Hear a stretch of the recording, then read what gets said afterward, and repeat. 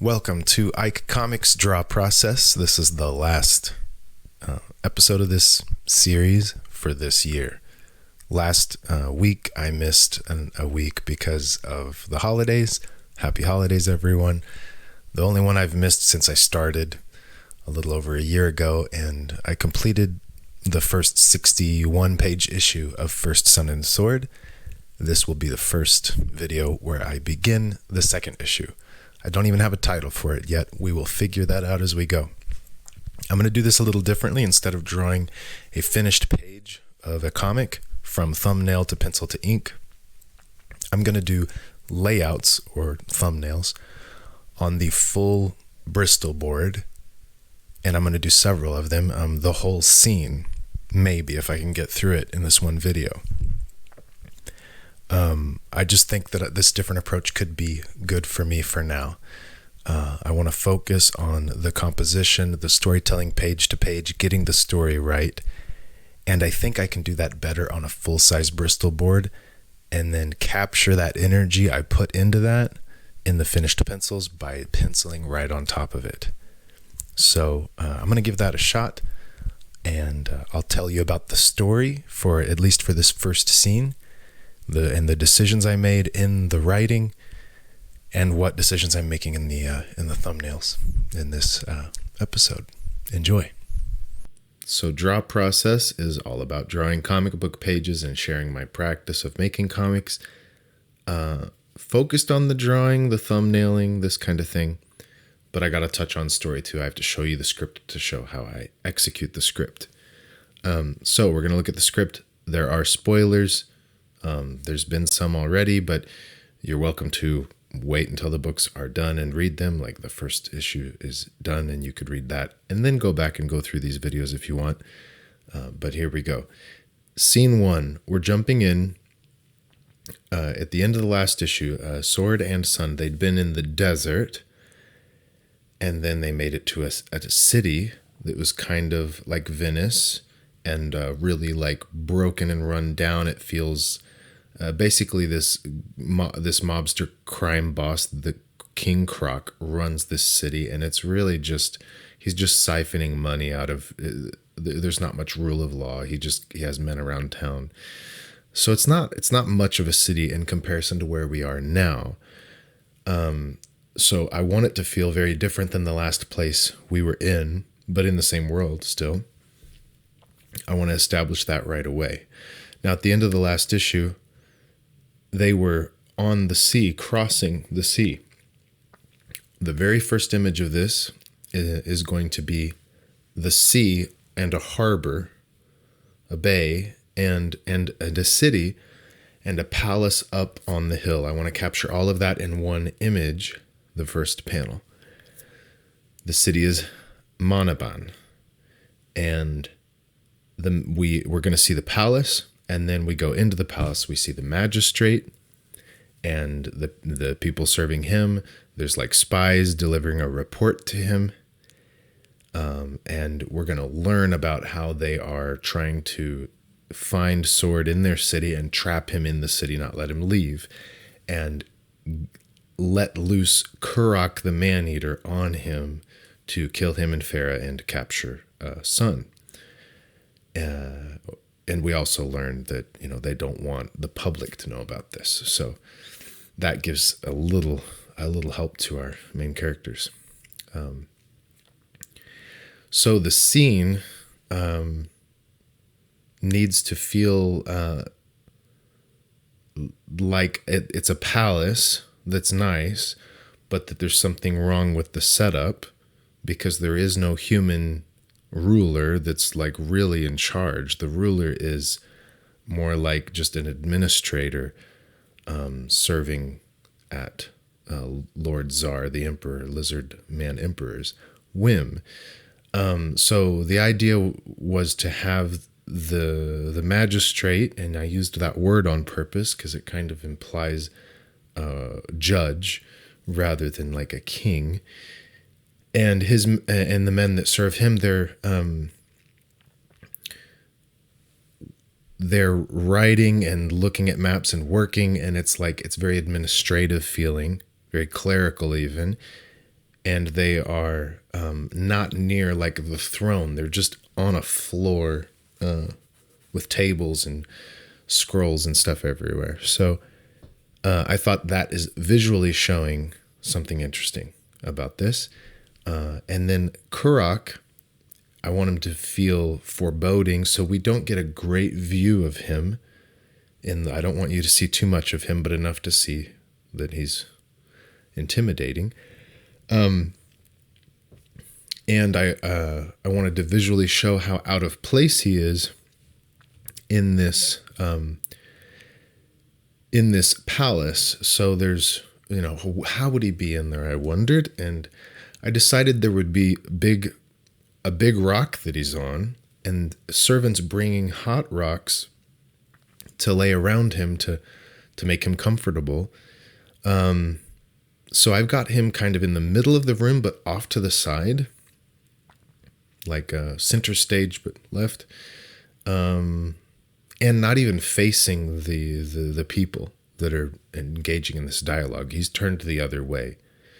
There's really this sense that these lizard men are not social, and they have a lot of power, and they're intelligent, but they're also almost like disinterested and definitely not social at all. There's something very odd in that setup that you wouldn't typically see. The standard thing you would see is the strong, powerful lizard man on the throne or in some powerful position, but this off to the side strange position is interesting, right? I'm representing that visually.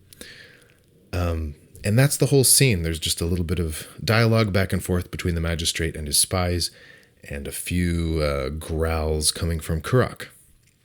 And I was able to get that done in 3 pages as I jump into the layouts here. Jumping in 3 pages. What I'm looking over here, I'm looking at the actual physical pages that I have here. And first thing, I had a good picture in my mind of this bay. So reading left to right, at the top left we have the bay, kind of more towards the top of that panel. And then moving slightly down into the right, we have the palace on the hill. I did 0 reference work jumping into this scene. I'm just going from memory of things from just feel and trying to picture it in my mind. I want to get better at it, at doing that. But luckily that first panel really worked out. So now I'm jumping into the second panel. We moved immediately into the palace, which is the building on that hill in the last panel. So that's nice to have that reference point visually. I'm trying to set up a pretty symmetrical, flat shot of the palace. This focuses on the magistrate and the table he's working at and the people around him. It's heavily focused on them, and it doesn't show the whole room that well. It's a decent image. I was starting to work out some ideas of how scrolls might be stacked on tables on the side. There might be a few drafting tables even where people are kind of working in those corners.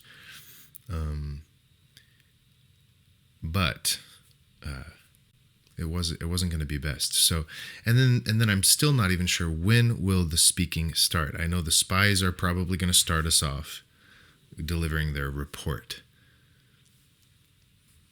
So there's probably no word balloons at this point.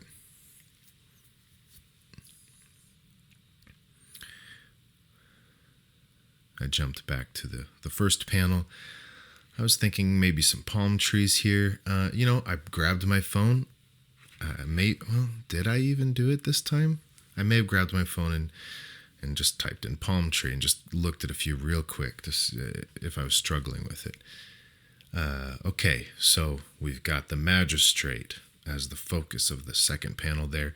And then this next panel, the magistrate, which we will see in that second panel, he'll be moving a pawn on the table, which is kind of like fun because it's silly, like he's playing a game, but it's administrative work, it's planning, it's systems. It's machine work. Like, so it's kind of funny because it's like a board game, but he's moving pawns on the map on the table.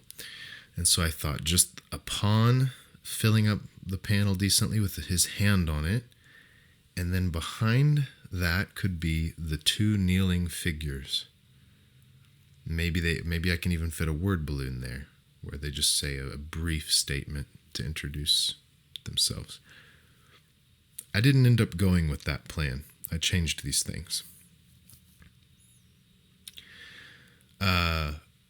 I haven't done thumbnails. I haven't drawn a comic page in a few weeks at least. And longer than that, because in some ways, so depending on how you count it. So I'm rough here. I'm not warmed up. I'm having to remember to not get too much into the details and focus on just the storytelling and think of it like it's 2 inches big, even though it's the full page. I'm trying not to rely on a 2-inch thumbnail to control myself. Let's put it that way. There's something really nice about just dealing with the full page you're going to draw on, dealing with it start to finish. It just feels nice. So I'm trying it. I decided to throw away, as you'll see me drawing here, that plan for the close-up on the hand and the pawns. I'm like, okay, maybe now we move to just a side view of the palace so that we can see the lizard man on his bed of coals and kind of in the middle off to the side, and see the spies and the magistrate and maybe a bit of the table that he's at, and that's kind of weird to go from this view to turn 90 degrees other view of the room. I end up actually scrapping this entire page and redraw it. I would have just erased it, but I wanted to look at it. I wanted it as reference when I did it again.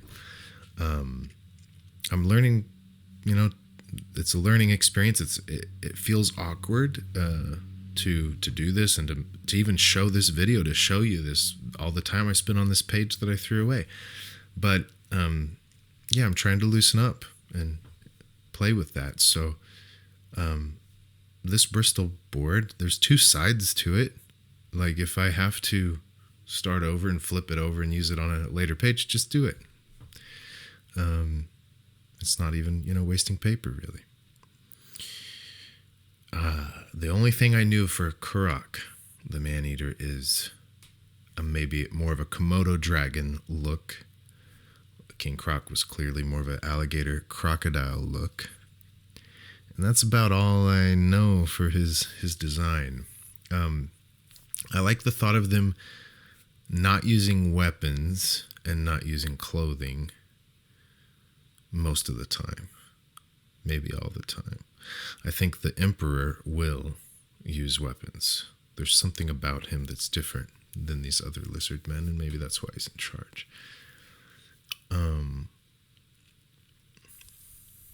So the Emperor probably won't be the biggest and strongest. He'll be that smartest one. Okay, I'm on to page 2. Now, that's really hard to see here, but this is the kneeling figures looking over at Kurok, the lizard man. So they're tense, they're nervous, they're looking over at him. We get their POV of his backside and then kind of going back to them. So they look over, they're like, this is uncomfortable. Then they kind of like steel themselves and start what they need to say.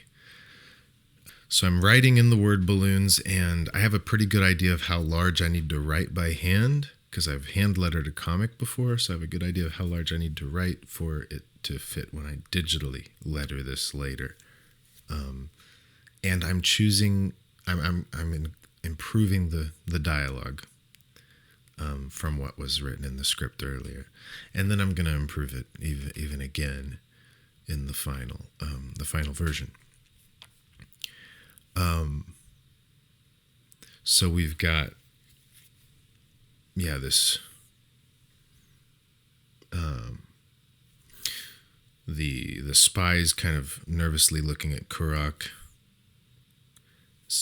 delivering their speech. Kurak growling at them for, sharing complaining or sharing an idea that wasn't a good one. And then the magistrate stepping in to explain to them why they're stupid. So that's page 2. And now the magistrate needs to finish his speech, right?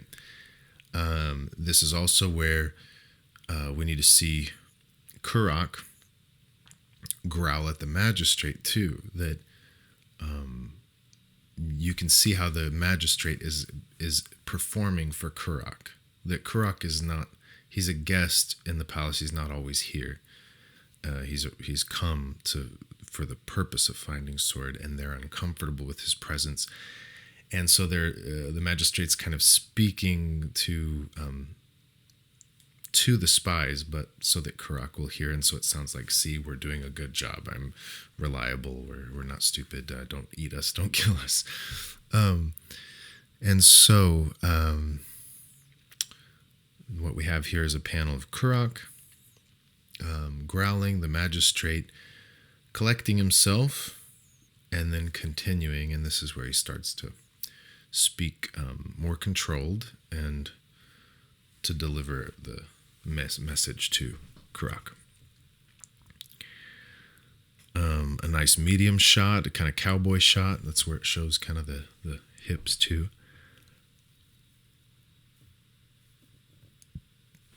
Body shot, whatever you want to call that. Word balloon. He's going to deliver a lot of that exposition, that stuff we need to know.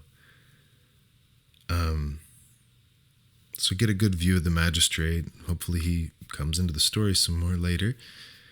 And then we go to a wide shot, a full body shot. It's nice every now and then to have a full shot of the figure, including their feet. But we've got the full shot of the magistrate and Kurak there off to the side, and more word balloons. Once I went to page 2, I switched my pencil. I was trying to use an H, or a 2H maybe. Maybe I was using a 2H. I switched to a 5H because it was lighter. It was putting less graphite on the paper and making less smudges and less to erase. So I felt better about switching that switch. When I pull my phone up, I think all I'm referencing is the script. I'm double checking these words and what's happening. And I'm trying to just picture in my mind and think as I lay this down. Okay. Last panel of the scene. I'm going back to the establishing shot of the magistrate and the palace room. This time with the camera low, kind of looking up at him. It makes the magistrate look a little more powerful. It conveys like this action and this, danger to our characters, which fits with what he's saying. And it's the full wide shot, full establishing shot. That feels a little more of a punch, a beat for ending the scene. Now, what was missing so far in my thumbnails is a servant putting hot coals onto the lizard man's bed, rock bed. It's going to take up at least a third of the page, and I didn't see where to put it. So I went back. I had to redraw page 1 because I don't work digitally and stuff. So resketch in page 1.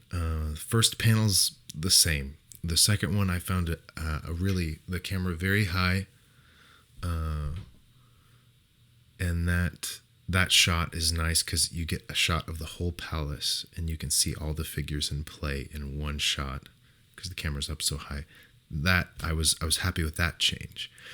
And then I make sure to show the servant in that shot, and then go to a full shot of her, and then close-ups to show the rocks, the hot rocks from a big bowl being dumped into that bed of rocks. So very labor intensive and not efficient process but it's keeping the lizard man happy. Yeah, and there's posing and costumes that aren't even fully figured out yet. I'm making it up. I'm kind of building that as I go. And if I get to a point where I'm not happy with what I'm making up, I'll pull out my phone, which I didn't do yet, but I would pull out my phone and Google something, look up some different outfits, and it might be something from the church or from different regions or governments or ancient, to get some dress, maybe look up something Roman or Greek or something, and try to get how these people might look. Now I'm getting into the actual pencils right on top of these thumbnails.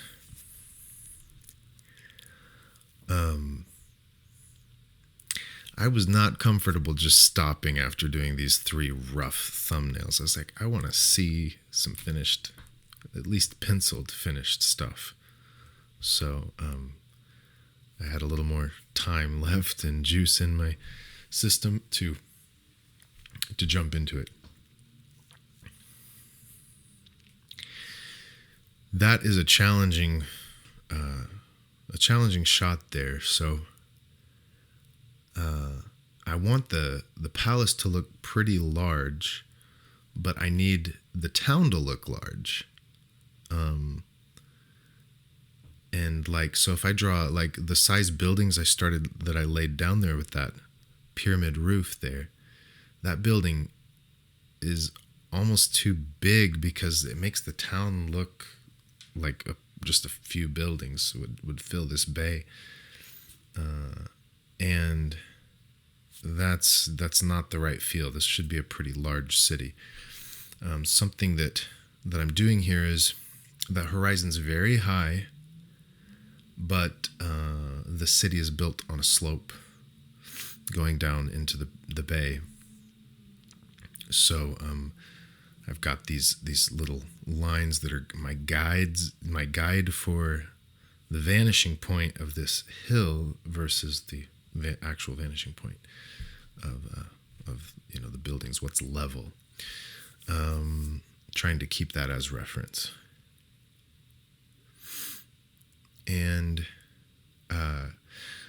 something that I realized was helping me with the palace being large and clearly like the focus where we're heading, but letting the base still look like a expansive place. Let those buildings look small. Is there's actually a change in the visual planes along that building, which I can use in color or value too to differentiate it. But this palace could be very high up on a hill and therefore like close to the camera, and the buildings could be quite a ways down in front of it. And by doing that, I can get the palace in the shot. Basically, the palace, if it was down on their plane, it wouldn't have even been in the shot.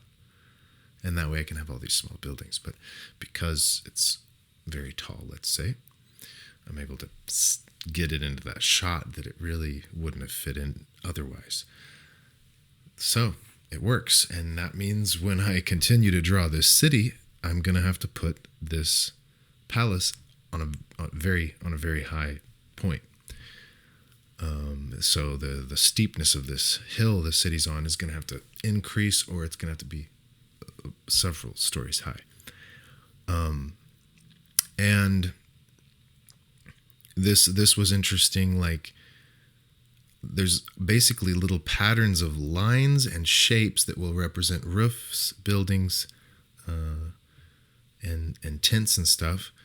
And then I try to replace those, repeat those gestures, those little shapes for one depth, like one horizontal plane of depth, and then draw those first, and then move to the next plane that's deeper.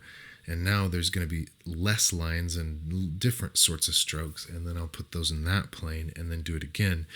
And by the end, you just have chicken scratches to indicate buildings. But if I'd worked vertically along that panel, I would have had to do chicken scratches all the way to big buildings, and then do that again and again, and then keep it consistent at those depths. It would not make sense to do it that way. I hope that made sense to you. If it made sense to you, it's probably because it,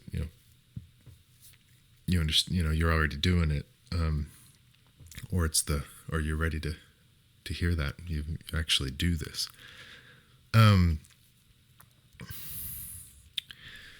So I went with 3-point perspective, but I didn't draw the point, but that's the idea here. I wanted it to look a little more dynamic. So, you can see how I've got the pillars there and the doors being opened, that you can actually see them a bit. Just a little more. It's warping reality a bit. It's not perfect. I'm not using perfect vanishing points on a ruler, but it's a nice dynamic shot, and you get a full view of the palace. And you see the lizard will be off there to the left, taking up a lot of visual space there. I've got the servant already bending down to dump the rocks, already like in the process of doing that.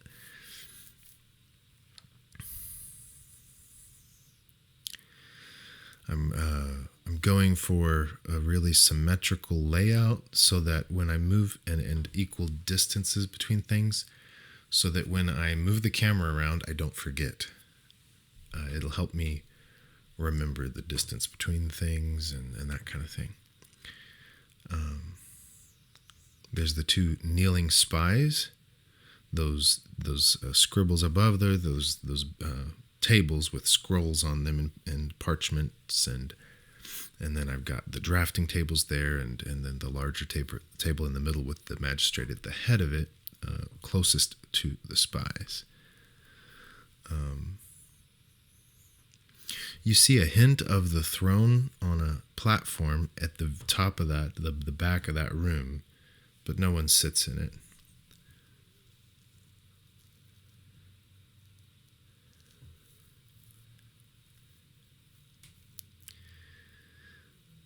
I think I'll go with kind of a kind of pope, cardinal, kind of priestly look to the magistrate,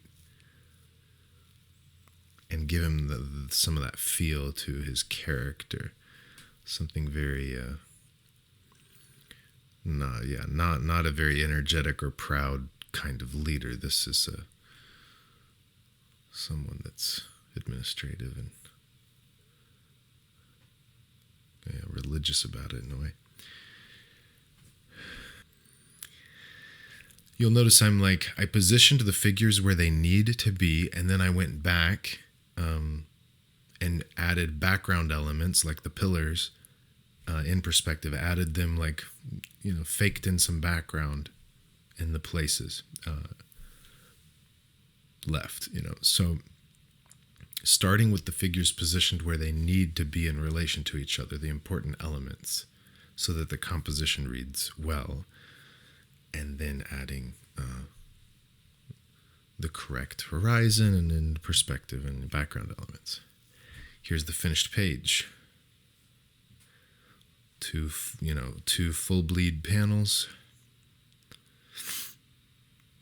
and then the regular panels at the bottom, a set of 3 symmetrical, even panels, telling that little story of these rocks being dropped for the lizard. So I squeezed in that part that was missing. I thought about just cutting it, but that's a bad habit. if I get in the habit of cutting these little story elements that I know make it more interesting just because I don't want to mess with it, I don't want to deal with it, you do that too many times and you're cutting out everything that makes it rich and interesting. So I'm trying to make myself add those things. So here's the finished page. Again, I'm going to have to ink and color and letter this page. I'll get to that soon. We'll do it in another video. But for this week, just the pencils. A nice city shot, the palace, and what's this strange thing going on with the lizard. No words yet in this intro scene. Hopefully that goes over well. I think it can. I think wordless pages can work. And I think it might work pretty well just being at the beginning. It's before people start talking and it gets going. After that, it can break the rhythm sometimes to add no words to a page with no words in there. We'll see. I enjoyed this. I like how it's going. I think I'm onto something. I can tell that I'm going to get better and faster at the thumbnails. I just feel like my hands are on, it would be like if you're drawing digitally and then you draw with paper again, you're like, my pencil's really on the paper. That's the feeling I get when I'm thumbnailing right onto the Bristol board and then drawing right into the page straight from the script. It feels like my hands it's very tactile. I'm on it. And that's a good feeling. It feels like a little difficult and challenging, but learning is happening. This is it. Last video of the year. And it's been a great year. And I've learned so much and made so many great connections. Really excited for next year and ready to go. Be the practice of your art. I'll be doing the same. See you next week.